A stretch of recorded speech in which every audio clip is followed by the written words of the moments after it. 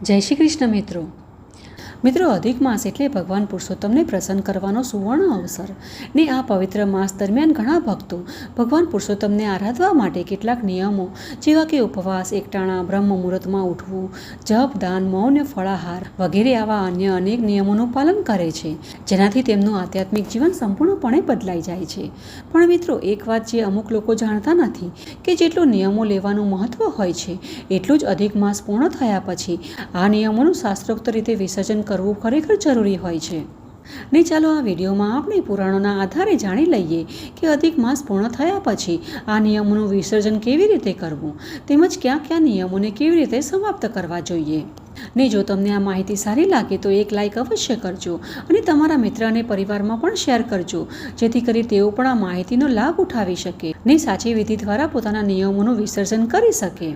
ને આપણા ધાર્મિક ગ્રંથોમાં વર્ણવેલી આવી જ પ્રમાણભૂત માહિતીઓ અને કથાઓ સાંભળવા માટે હજી સુધી તમે આ ચેનલને સબસ્ક્રાઇબ નથી કર્યું તો કૃપા કરી રાખજો, જેથી કરી અમારા દ્વારા આવનારી બધી જ નવી કથાઓ તમારા સુધી સરળતાથી પહોંચી શકે.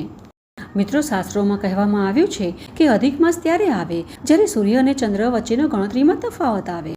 આ આધ્યાત્મિક માસ એટલો પાવન છે કે આમાં દેવતાઓ પણ માનવી સ્વરૂપ ધારણ કરી પૃથ્વી પર આવીને તપસ્યા કરે છે.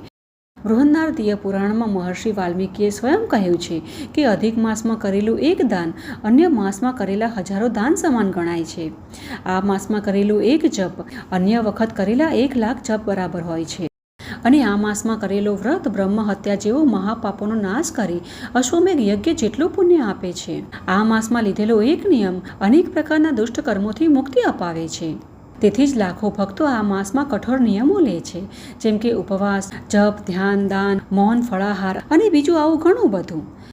હવે જુઓ, અધિક માસમાં ભક્તો વિવિધ પ્રકારના નિયમો લે છે, જેમ કે ઘણા લોકો આ માસમાં મીઠું, તેલ, ઘી જેવા ખાદ્ય પદાર્થો છોડી દે છે, તો ઘણા લોકો ફક્ત ફળ અને દૂધ લઈ ઉપવાસ કરે છે, તો ઘણા લોકો એકટાણા કરે છે, તો ઘણા ફરાળ લઈને પણ વ્રત કરે છે, ઘણા લોકો અયાચિત વ્રત પણ કરે છે, એટલે કે કોઈની પાસે કશું માંગ્યા વગર જીવન વિતાવવું. આ પ્રકારે જમીન પર સૂવું, મૌન વ્રત લેવું, જોડા ચપ્પલનો ત્યાગ કરવો, વાળ ન કપાવવા, આવા અનેક નિયમોનું પાલન અધિક માસમાં કરાય છે. પણ મિત્રો, અધિક માસમાં જે પણ નિયમો લીધા હોય તેને છોડવાની પણ વિશેષ વિધિ હોય છે, તેથી ચાલો તેના વિશે પણ જાણી લઈએ.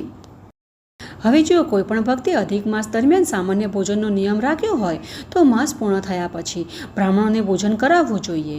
અને જો અયાચિત વ્રત કર્યું હોય તો યથાશક્તિ સોનાનું દાન કરવું જોઈએ. ને જે ભક્તોએ અમાસના દિવસે ઉપવાસ કરીને ભોજન લીધું હોય તેમણે દક્ષિણા સહિત ગાયનું દાન કરવું શ્રેષ્ઠ માનવામાં આવે છે.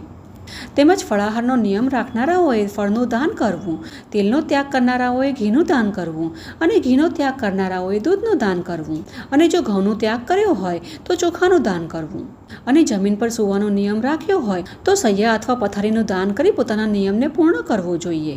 મૌન વ્રત પાલન કરનારાઓએ તલ, ઘંટા અને યથાશક્તિ સુવર્ણનું દાન કરવું જોઈએ. જે લોકોએ નખ અને વાળ વધાર્યા હોય તેમણે અરીસાનું દાન કરવું જોઈએ.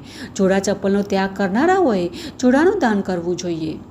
અને મીઠાનો ત્યાગ કર્યો હોય તો તેણે વિવિધ રસવાળી મીઠી ખાદ્ય વસ્તુઓ બ્રાહ્મણને દાન કરવી, જેમાં ગોળ, મધ, ખીર વગેરે દાન કરવું શ્રેષ્ઠ ગણાય છે.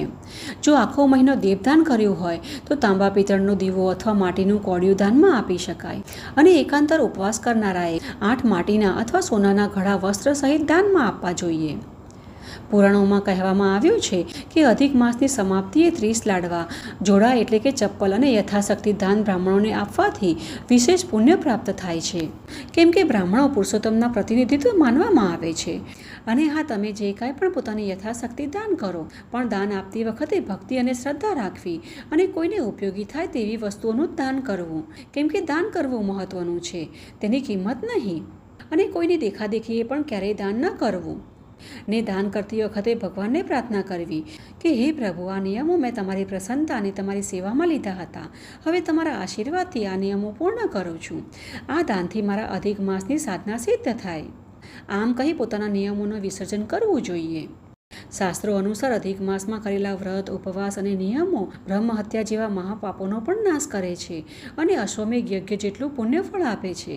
એટલું જ નહીં, જેણે આ માસ દરમિયાન બંને એકાદશી વ્રત કર્યું છે તે ભક્તોને વૈકુંઠની પ્રાપ્તિ થાય છે અને દસમ તથા બારસે 1 ટક ભોજન કરનારા સ્વર્ગના અધિકારી બની જાય છે.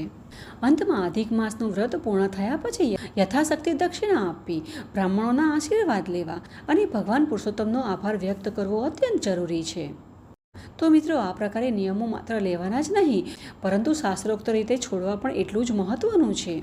જે ભક્તે અધિક માસમાં નિયમો લીધા અને તેમને સમર્પણપૂર્વક પૂર્ણ કર્યા, તેમના તમામ પાપો ધોવાઈ જાય છે. તેમનું આગળનું જીવન આધ્યાત્મિક શાંતિથી ભરેલું બની જાય છે અને અંતે તેમને વૈકુંઠપતિ ભગવાનનો સાક્ષાત્કાર થાય છે. તેથી જ અધિક માસ પૂર્ણ થાય ત્યારે આ વિધિનું પાલન જરૂર કરજો. ને ચાલો ફરી મળીશું આવી જ નવી માહિતી સાથે. જય શ્રી કૃષ્ણ.